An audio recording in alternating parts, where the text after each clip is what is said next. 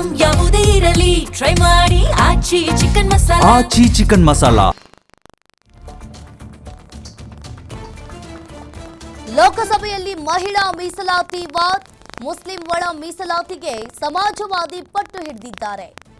Muslim ಒಳ ಮೀಸಲಾತಿ ಸಾಧ್ಯವಿಲ್ಲ ಅಂತ ಹೇಳಿ ಅಮಿತ್ ಶಾ ಹೇಳಿದ್ದಾರೆ. ಇನ್ನೊಂದು ಕಡೆ ಇದು ಸಂವಿಧಾನಕ್ಕೆ ವಿರೋಧ ಅಂತ ಸ್ಪಷ್ಟನೆ ಪಡಿಸಿದ್ದಾರೆ.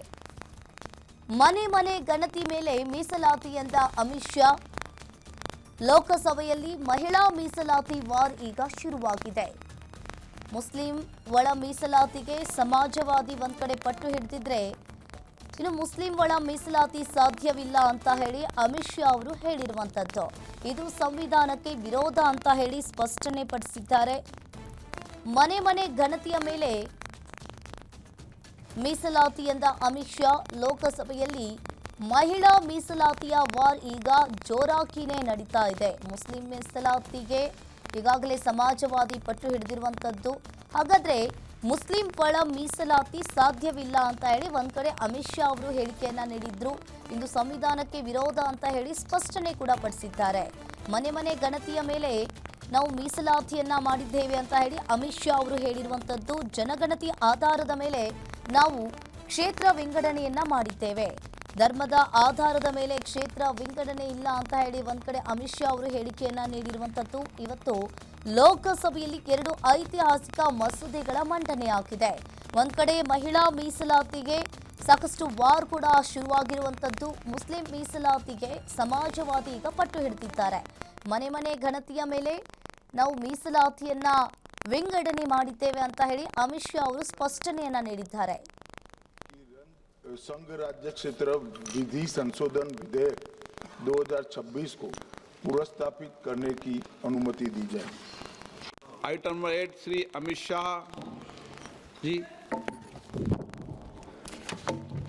महोदय, मैं प्रस्ताव करता हूं कि संघ राज्य क्षेत्र विधि संशोधन विधेयक 2026 को पुनर्स्थापित करने की अनुमति दी जाए। Item number 8 Shri Amit Shah ji. महोदय, मैं प्रस्ताव करता हूं कि ನೀಡ್ತಾರೆ ನಮ್ಮ ಪ್ರತಿನಿಧಿ ಡಿಜಿಟಲ್ ಎಡಿಟರ್ ದಿಲೀಪ್.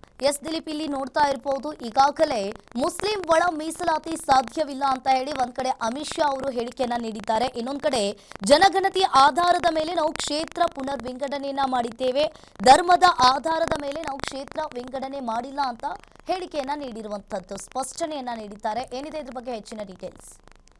ಅಂಕಿತಾ, ಏನೊಂದು ಈಗ ಕೇಂದ್ರ ಸರ್ಕಾರ 2 ಬಿಲ್ಗಳನ್ನ ಮಂಡನೆ ಮಾಡೋದಕ್ಕೆ ಮುಂದಾಗಿದೆ. ಅದು ಮೊದಲನೇದಾಗಿ ಏನೊಂದು ಡಿಲಿಮಿಟೇಷನ್ ಅಂದ್ರೆ ಕ್ಷೇತ್ರ ಪುನರ್ ವಿಂಗಡಣೆ ಮಸೂದೆ, ಅದ್ರ ಜೊತೆಗೆ ಮಹಿಳಾ ಮೀಸಲಾತಿ ಮಸೂದೆ. ಈ 2 ಮಸೂದೆಗಳನ್ನ ಇವತ್ತು ಕೇಂದ್ರ ಸರ್ಕಾರದಲ್ಲಿ ಮಂಡನೆ ಮಾಡಿ ಅದಕ್ಕೆ ಲೋಕಸಭೆ ಮತ್ತೆ ರಾಜ್ಯಸಭೆ ಎರಡರಲ್ಲೂ ಅನುಮೋದನೆಯನ್ನ ಪಡ್ಕೊಳ್ಳೋದಕ್ಕೆ ಕೇಂದ್ರ ಸರ್ಕಾರ ಮುಂದಾಗಿದೆ.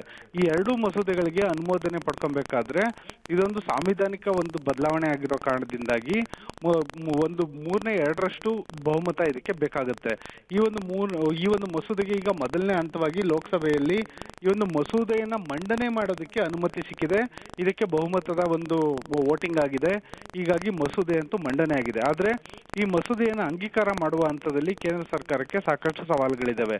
ಯಾಕಂದ್ರೆ ಈ ಮಸೂದೆಗಳನ್ನ ಅನುಮೋದನೆ ಮಾಡಬೇಕು ಅಂದ್ರೆ ಲೋಕಸಭೆಯಲ್ಲಿ ಒಟ್ಟು 541 ಸ್ಥಾನಗಳ ಪೈಕಿ ಒಟ್ಟು 2/3 ಮೆಜಾರಿಟಿಯಿಂದ 360 ಸದಸ್ಯರ ಬಲ ಬೇಕಾಗುತ್ತೆ. ಆದ್ರೆ ಆಡಳಿತಾರೂಢ NDA ಬಳಿ ಕೇವಲ 293 ಸದಸ್ಯ ಬಲ ಇದೆ. ಈ ಲೋಕಸಭೆಯಲ್ಲಿ 67 ಸದಸ್ಯ ಬಲ NDAಗೆ ಕೊರತೆ ಕಂಡು ಬರ್ತಾ ಇದೆ. ಇನ್ನು ರಾಜ್ಯಸಭೆಯಲ್ಲಿ ಒಟ್ಟು 163 ಸದಸ್ಯ ಬಲ ಇರೋದು. ಅದರಲ್ಲಿ 142 ಸದಸ್ಯರು ಇದಕ್ಕೆ ಬಹುಮತ ಬೇಕಾಗುತ್ತೆ. ಇಲ್ಲೂ ಕೂಡ NDAಗೆ 21 ಸದಸ್ಯ ಬಲದ ಒಂದು ಬೆಂಬಲದ ಕೊರತೆ ಕಂಡು ಬರ್ತಾ ಇದೆ. ಈ ನಿಟ್ಟಿನಲ್ಲಿ ಕೇಂದ್ರ ಸರ್ಕಾರ ಈಗ ಯಾವ ರೀತಿಯಾದಂತಹ ಒಂದು ನಿಲುವನ್ನ ಕೈಗೊಳ್ಳುತ್ತೆ ಅನ್ನೋದು ಈಗ ಭಾರಿ ಕುತೂಹಲ ಕೆರಳಿಸಿದೆ. ಜೊತೆಗೆ ಏನೊಂದು ಈ 2 ಮಸೂದೆಗಳೇನಿದೆ ಅದರಲ್ಲೂ ಕೂಡ ಕ್ಷೇತ್ರ ಪುನರ್ ವಿಂಗಡಣೆ ಮಸೂದೆ ಏನಿದೆ ಅದನ್ನ 2011ರ ಮೀಸಲಾತಿ ಅನ್ವಯ ಈ ಒಂದು ಕ್ಷೇತ್ರ ಪುನರ್ವಿಂಗಡಣೆ ಮಾಡ್ತೀವಿ ಅಂತ ಹೇಳ್ಬಿಟ್ಟು ಸರ್ಕಾರ ಮುಂದಾಗಿದೆ. ಆದರೆ ಇದರಲ್ಲಿ ಮಹಿಳೆಯರಿಗೆ 33ರಷ್ಟು ಮೀಸಲಾತಿ ಸಿಗುತ್ತೆ. ಜೊತೆಗೆ ಎಷ್ಟು ಕ್ಷೇತ್ರಗಳಲ್ಲಿ ಮಹಿಳೆಯರಿಗೆ ಒಂದು ಪ್ರಾತಿನಿಧ್ಯ ಸಿಗುತ್ತೆ, ಒಟ್ಟು 815 ಲೋಕಸಭಾ ಕ್ಷೇತ್ರಗಳಿಗೆ ಏರಿಕೆಯಾಗುತ್ತೆ ಅಂತ ಕಂಡು ಬರ್ತಾ ಇದೆ. ಇಲ್ಲಿ ಹಲವು ರೀತಿಯಾದಂತಹ ಆಕ್ಷೇಪಗಳು ವಿರೋಧ ಪಕ್ಷಗಳ ಬಳಿ ಇದೆ. ಒಂದು, ಮುಸ್ಲಿಮರಿಗೆ ಏನಾದರೂ ವಿಶೇಷವಾದಂಥ ಪ್ರಾತಿನಿಧ್ಯ ಸಿಗುತ್ತಾ ಅನ್ನೋದು, ಜೊತೆಗೆ SC/ST ಗಳ ಒಂದು ಮೀಸಲು ಕ್ಷೇತ್ರ ಏನಿದೆ ಅದು ಎಷ್ಟು ಮಟ್ಟಿಗೆ ಇಳಿಕೆ ಆಗುತ್ತೆ ಅನ್ನೋದು, ಈ ರೀತಿಯಾದಂತಹ ಹಲವು ಪ್ರಶ್ನೆಗಳನ್ನ ಕೇಂದ್ರ ಸರ್ಕಾರ ಮುಂದೆ ಇಟ್ಟಿದೆ. ಅದೆಲ್ಲದಕ್ಕಿಂತ ದೊಡ್ಡದಾಗಿ ದಕ್ಷಿಣ ಮತ್ತು ಉತ್ತರ ಭಾರತಕ್ಕೆ ಹೋಲಿಸಿದೆ, ಅದರಲ್ಲೂ ಹಿಂದಿ ಭಾಷಿಕ ರಾಜ್ಯಗಳು ಮತ್ತೆ ದಕ್ಷಿಣ ಭಾರತಕ್ಕೆ ಹೋಲಿಸಿದ್ರೆ ಎಷ್ಟು ಸ್ಥಾನಗಳ ಒಂದು ಏರಿಳಿತೆ ಆಗ್ಬೋದು ಅನ್ನೋದು ಕೂಡ ಸಾಕಷ್ಟು ಚರ್ಚೆಯಲ್ಲಿದೆ. ಒಟ್ಟಿನಲ್ಲಿ ಈ ಒಂದು ಮಸೂದೆ ಏನಿದೆ, ಈ ಎರಡೂ ಮಸೂದೆಗಳನ್ನ ಅಂಗೀಕಾರ ಮಾಡೋದಕ್ಕೆ ಕೇಂದ್ರ ಸರ್ಕಾರದ ಬಳಿ ಅಗತ್ಯ ಬಹುಮತ ಇಲ್ಲ. ಆಗಿದ್ರೂ ಕೂಡ ಈ ಒಂದು ಮಸೂದೆಯನ್ನ ಕೇಂದ್ರ ಸರ್ಕಾರ ಮಂಡಿಸಿದೆ. ಹೀಗಾಗಿ ಮಹಿಳಾ ಮೀಸಲಾತಿ ಮಸೂದೆಗೆ ಅಂಗೀಕಾರ ಸಿಗುವ ಒಂದು ನೆಪದಲ್ಲಿ ಕ್ಷೇತ್ರ ಪುನರ್ವಿಂಗಡಣೆ ಮಸೂದೆಗೂ ಅಂಗೀಕಾರ ಸಿಗುತ್ತಾ ಅನ್ನೋದು ಸದ್ಯದ ಪ್ರಶ್ನೆ. ಅಂಕಿತ, ಥ್ಯಾಂಕ್ ಯು ದಿಲೀಪ್ ನಿಮ್ಮೆಲ್ಲ ಮಾಹಿತಿಗೆ.